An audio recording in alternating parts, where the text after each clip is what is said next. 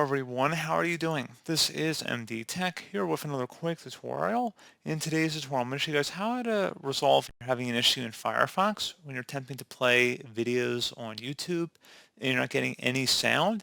And this would go for other websites too, like Dailymotion and Vimeo. So without further ado, let's go ahead and jump right into it.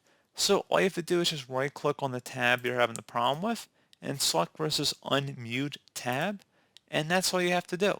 Make sure your speakers are turned up down in your system tray as well. And make sure if you're using speakers, make sure they're powered up and turned on and not muted.